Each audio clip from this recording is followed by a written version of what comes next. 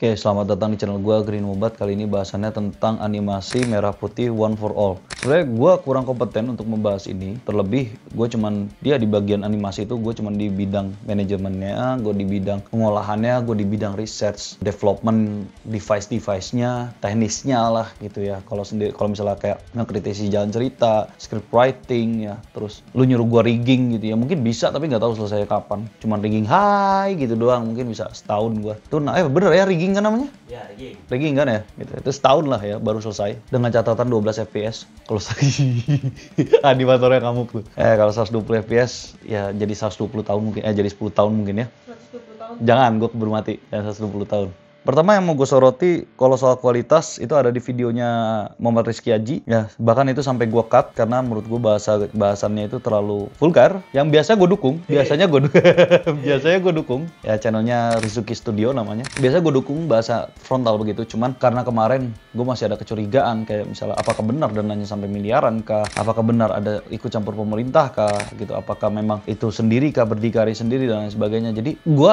nge-hold sampai situ, gue beneran nge-hold sampai situ, dan akhirnya di akhir gue kasih disclaimer. Apa yang mau dibahas, Ji? Pertama Teknisnya dulu deh. Oke, teknis apa nih? Kualitas kenapa biasa sampai tembus ke layar lebar Oke. dengan kualitas yang demikian rupa. Oke, nah ini baru bahasan gue ya. Kenapa sampai tembus ke layar lebar padahal kualitasnya sangat rendah. Jadi kita buat masukin film ke bioskop itu ada dua jalan. Yang pertama itu jalan lewat indie, yang kedua itu lewat promotor ya. Dan kebetulan Toto Sugriwo sebagai eksekutif produser ya. Ex-pro. Hah? Dia produser doang. Oh, produser doang, bukan eksekutif. Seinget gue eksekutif produser. Eksekutif produser Endrianto. Endrianto, oke. Yang mirip. Jokowi. Bukannya itu Toto Sugriwo ya? Bukan. Beda. Beda, yang mirip Jokowi. Jangan-jangan dua-duanya mirip Jokowi lagi. Ya ini hanya kemiripan ya Pak Jokowi ya. Silakan beristirahat dengan tenang. Maksudnya karena lagi sakit. Beristirahat dengan tenang karena lagi sakit ya. Kan gue mendoakan Pak Jokowi beristirahat dengan tenang daripada beristirahat dengan gangguan nggak sembuh-sembuh kan. Tuh. Eksekutif produsernya Endrianto, Toto produser. Sama aja dua-duanya mirip Pak Jokowi, cuman yang satunya agak botak, yang satunya rambutnya di depannya masih ada. Jokowi itu depannya nggak botak. Tapi suaranya si Endrianto mirip Jokowi. Oke, berarti suaranya Endrianto itu mirip Jokowi, mukanya mirip Pak Toto Sugriwo. Ya, jadi mungkin Pak Jokowi itu fusion ya. Ya kayak Vegeta sama Goku gitu kan, joget gitu. Syah.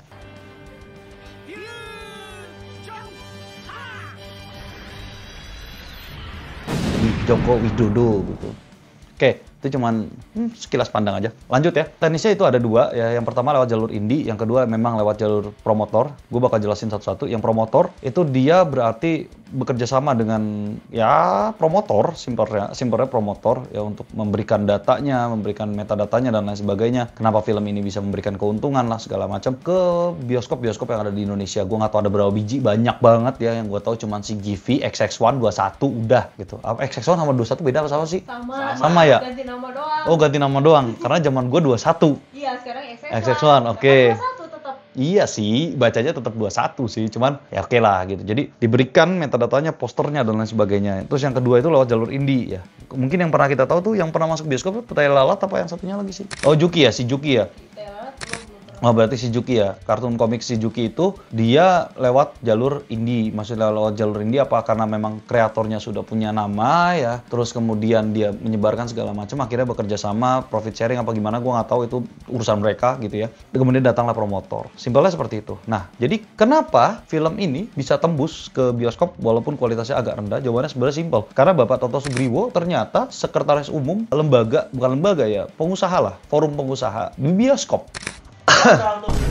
Iya, ordal sih jatuhnya. Pas gue batuk lagi ya, udah ordal sih jatuhnya. Jadi simpelnya seperti itu. Gue nggak tahu kebijakannya seperti apa segala macam, tapi simpelnya karena Pak Toto Sugriwo orang sana, dia bisa punya akses, punya channel dan lain sebagainya. Oke, itu simpelnya kenapa bisa masuk. Dan ini gue bakal bahas sedikit tentang profilnya Pak Toto Sugriwo. Pak Toto Sugriwo itu adalah pengusaha super kaya, sukses ya, mungkin 1%-nya orang Indonesia dengan aset ratusan miliar. Dia punya banyak usaha-usaha entah di bidang digital, di bidang gue nggak tahu data center apa enggak, tapi mayoritas itu di bidang digital. Gitu. Jadi memang untuk seorang Pak Toto Sugriwo bisa punya uang ratusan juta atau miliar itu masih sangat masuk akal. Gitu. Itu yang pertama. Terus apalagi nih yang mau dibahas? Agak ngeri Pak, tapi itu duitnya TPPO apa bukan tuh? Oke, nah ini gue bilang. Jadi sudah ada konfirmasi ya dari pihak pemerintah Indonesia bahwa dukungan, dan Pak Toto Sugriwo juga sudah memberikan konfirmasi bahwa mereka tidak dapat dana sepeser pun dari pemerintah.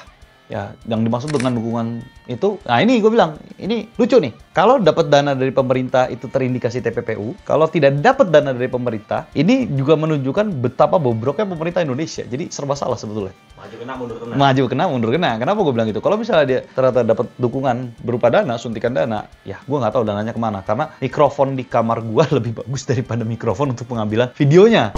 Gue nggak ngerti. Bahkan buat post processingnya untuk audio, ya gue bisa bikin ya audio yang dari mikrofon biasa, handphone, dari mikrofon handphone, lebih bagus, lebih clear, lebih clean suaranya dibandingkan hasil yang ada di trailer. Mikrofon headset. Nah, mikrofon headset tuh. Nah, itu yang ngurusin audionya tuh, ngomong tuh. Jadi bisa lebih clean gitu. Duitnya kemana gitu kan? Oke, berarti ada indikasi tindak pidana pencucian uang. Cuman kalau misalnya dia bilang katanya tidak ada dana sepeser pun, ini gue bilang juga kena. Berarti ini menunjukkan bahwa pemerintah Indonesia yang senang banget leeching atau leeching. Lu tahu leech ya? Ya, jumping into the wagon. Ya, jumping into the wagon, ya bahasa lu apalah terserah lu. Ya udah, kalau ini sukses, nama pemerintah juga terkenal gitu. Tapi memang wajar. Kenapa gue bilang wajar? Karena ya nama pemerintah, siapa yang nggak tahu pemerintah? Ya benar kan? Betul. Ya kan, anak yang belum bisa nyoblos saja udah bisa tahu pemerintah gitu. Betul. Apalagi zaman sekarang, ya nggak?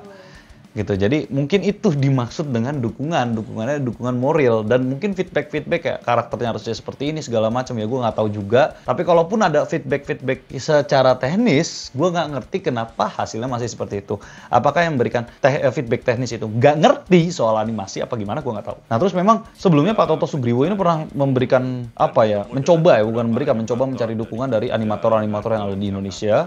Itu Ya. katanya si Endrianto. Oh, katanya Pak Endrianto ya, oke. Berarti katanya Pak Endrianto itu memang pernah mencoba mencari dukungan dari animator-animator di Indonesia, cuman gak dapet. Dari Jogja lah, dari mana segala macam. Adapun yang mematok dana gitu. Dan menurut gue itu bukan hal yang salah. Nggak, gue bilang nggak salah. Kenapa gue bilang nggak salah? Ya mereka butuh duit buat makan gitu. Dan buat animasi itu nggak gampang gitu loh. Buat animasi itu nggak gampang. Bahkan cuman buat riset device-nya doang, buat komputer loh. Gue nggak bilang PC, laptop, komputer loh.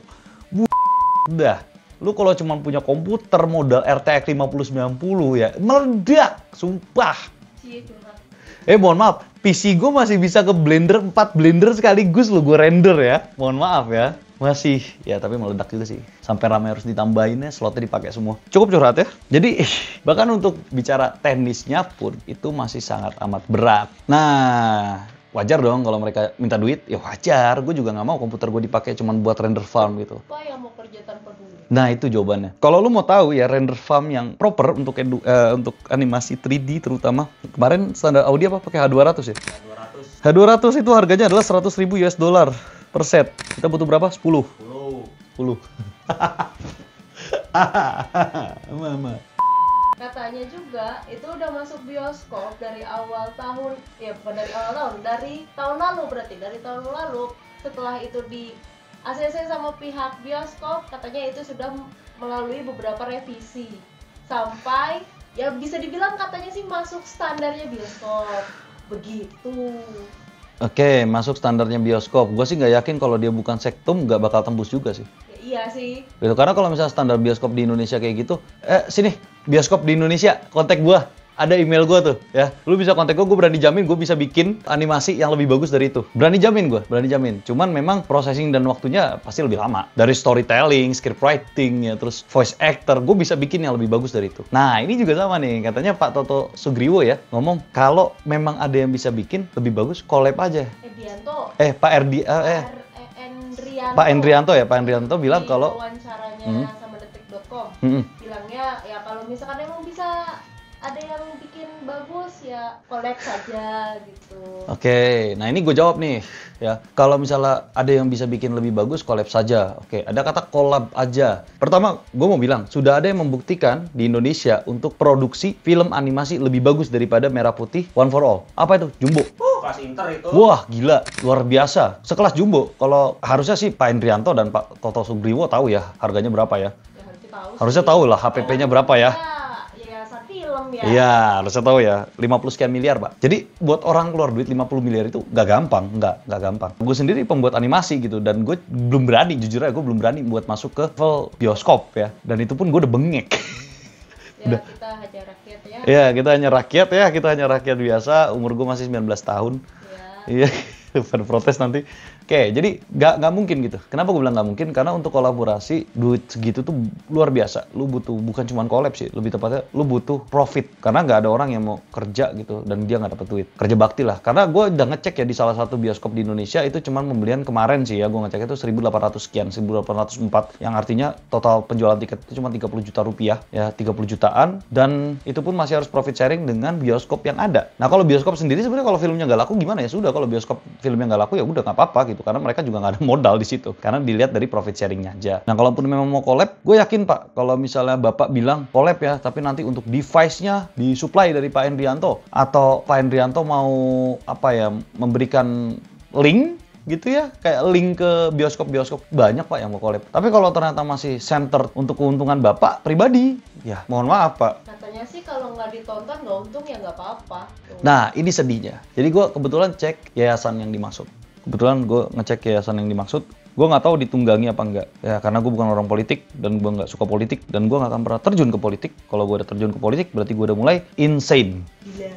Ya, gila. Ya, jadi menariknya di sini ya, ada yayasan film, perfilman Indonesia. Gue juga sempat baca kalau mereka sempat kesulitan keuangan ya, dengan operating cost 200 juta, sementara total income per tahun cuma operating cost per tahun adalah 200 jutaan, sementara dapat income cuma 48 jutaan. Gue nggak tahu itu per tahun apa per bulan, tapi either way negatif. Dari segi manapun itu negatif, 48 dan 200. Ya pasti gedean 200. Dan sempat ada penggalangan dananya juga. Sebenarnya buat gue yang melakukan bisnis digital, buat gue yang produksi animasi sendiri, editing sama tim gue juga gitu ya. Bukan sendiri, maksudnya bukan gue yang sendiri ngerjain, enggak. Kalau gue yang ngerjain sendiri, kayaknya satu karakter dada doang 10 tahun baru selesai. Tim gue, usaha gue agak sedih sih. Karena pusat perfilman Indonesia ya berarti salah satu kuncinya ya. Saya bilang salah satu kunci maju enggaknya ya digital Indonesia, animasi di Indonesia dan lain sebagainya. Kalau dibilang butuh dana ya semua butuh dana, semua orang butuh dana. Cuman di sini yang gue bilang, gue tadi udah buka profilnya Pak Toto Sugriwo. Kalau itu dimanfaatkan dengan baik, tidak mencari keuntungan untuk pribadi, gue yakin yayasan itu bisa berkembang. Yang pertama. Yang kedua katanya gaji berapa? Cuman sejutaan apa berapa? Katanya sih buat dubber tuh 1 juta, dan itu pun cuma ditraktir banget Pak. Tapi itu gak tau sih. Hanya katanya kan? Hanya katanya sih. Tapi gue bisa aja percaya karena mikrofonnya mahalan gue. Iya. Bukan mikrofon yang ini ya, bukan. Gue ada mikrofon di kamar gue. Setupnya lebih proper gitu, lebih proper. Walaupun kalau video gue banyak yang jelek ya karena nggak ada post processing dengan waktu setahun. Atau nggak setahun, dia bilang post processing berapa? Processing 2 bulan, nggak ada post processing selama 2 bulan. Post processing kita berapa? 1 jam. Benar. Post processing. Kerja bagai kuda. Post processing berapa? 1 jam sih. Jadi coba approach-nya diganti Pak, ini cuma saran aja. Coba approach-nya diganti, karena ya gue nggak bilang gue punya usaha animasi yang bagus, nggak. Karena mungkin gue bilang gue bottom apa ya? Bottom feedernya di Indonesia ya, animasi gue masih kaku ya kan. Dan itu pun gue dijungkir balik segala macam. Banyak Pak, coba main-main ke Unicom Jogja ya, Amikom. Coba Bapak lihat ke Amikom Jogja ya, itu wah luar biasa setupnya mereka. Sampai apa namanya? Pentap. Ya, pentap itu dijadiin tentakan keyboard. Gua mes sih. Wah, setupnya mereka luar biasa. Dan itu baru skala universitas, Pak. Beneran. Atau kalau misalnya gue mau nyebut ya, kayak banyak sih dari Bali tuh ada tuh studio animasi, tapi dia Ubud ya, tapi 2 dimensi ya. 2D. 2D gitu. Tapi ya tetap animasi kan. Udah masuk, ya udah, emang outsource-nya animasi Jepang. Itu Pak, bener Pak, banyak banget Pak, bagus Pak, gue luar biasa. Itu gue nggak tahu ngejarnya berapa tahun lagi, 10 tahun lagi mungkin itu juga udah bagus. Gue ngejar mereka 10 tahun lagi kayaknya. Dan itu ngejar yang kualitas sekarang. Jadi kalau mungkin buat ngejar kualitas mereka 10 tahun yang akan datang ya gue nggak tahu. Gue berusaha tapi gue nggak tahu bisa apa enggak. Banyak Pak, di Jakarta juga ada ya, di daerah PIK ya. Utara. Di daerah PIK, gue nggak akan sebut karena saingan. Sebenarnya bukan saingan juga sih, bagusan mereka sih sekarang. Mereka bahkan they didn't even know we are exist. Atau yang Yang di Batam ya, yang di Batam juga banyak, itu bagus juga ya. Sebenarnya banyak banget gitu, karena di Indonesia sendiri udah banyak yang jadi outsource-nya untuk kartun anak-anak tuh apa namanya? Cocomelon yang di Netflix ya, yang di Netflix itu outsource-nya ke Indonesia juga. Banyak sih kalau gue mau sebut itu. Jadi cobalah Pak gitu, ini mohon maaf ya, coba approach-nya diganti. Kalaupun memang dicarinya adalah keuntungan, jangan keuntungannya diambil sendiri. Kalau approach-nya diganti, apalagi ngomong kayak ya udah collab aja segala macam, cobain Pak, beneran banyak Pak.